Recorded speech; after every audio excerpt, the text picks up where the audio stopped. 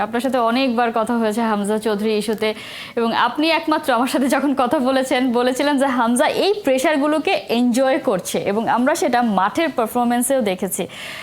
সব মিলিয়ে যদি আমি ইভালুয়েশন করতে বলি, হামজা চৌধুরীর আশা থেকে শুরু করে তার ইম্প্যাক্ট কতটা কি দেখলেন? দুর্দান্ত। কারণ আপনি যদি দেখেন যে উনি আসলেন যেদিন এসে নামলেন এবং হবিগঞ্জে গিয়েছিলেন, সেখান থেকে ক্যাম্পে যোগ দিয়েছেন। হবিগঞ্জে যাওয়ার পরের দিন সন্ধ্যাবেলা বা বিকালের দিকে 19 তারিখ বা 20 তারিখ প্র্যাকটিসটা করেছেন প্রথম। তো এই যে 1.5টা দিনের যে জার্নিটা হামজার, এবং এই জার্নিটাতে তার জন্য একেবারে কমপ্লিটলি নতুন একটা জার্নি ছিল।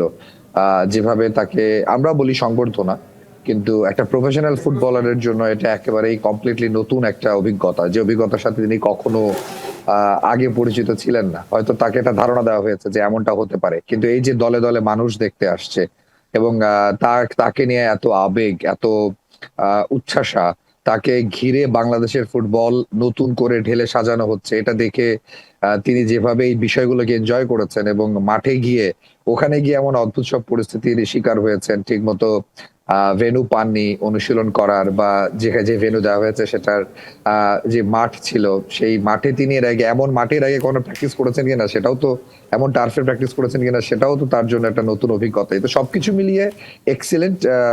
আমার কাছে মনে হয় যে হামজা যে কেন হামজা, সেটা বাংলাদেশ ভারতের ম্যাচের হাইলাইটস দেখলে বোঝা যায়। আপনি 22 জনের মধ্যে হামজাকে আলাদা করতে পারবেন।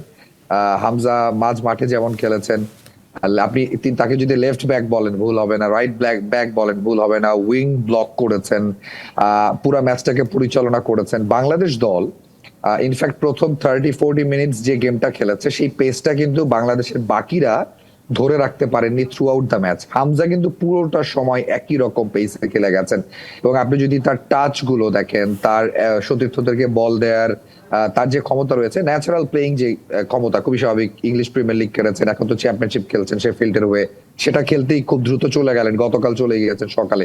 তো তার যে ন্যাচারাল ক্ষমতা, এত যে ঝড় গেছে, ঝাপটা গেছে, শেষ 5-6টা দিন ধরে যে এত কিছু গেছে, তাকে দেখে মনে হয়নি। তার মানে এটা পসিবল। আপনি যদি আপনার ফোকাসটাকে ঠিক রাখেন, আপনি যদি আপনার খেলার মাঠের বাইরে কি হচ্ছে সেই জিনিসগুলোকে মাঠের বাইরে রেখে মাঠে এসে এনজয় করেন, তাহলে খুবই পসিবল যে আপনি আপনার ন্যাচারাল গেমটা দিয়ে বাংলাদেশকে একটা ভালো জায়গায় নিয়ে যেতে পারবেন। সবাই অনেক উজ্জীবিত ছিল।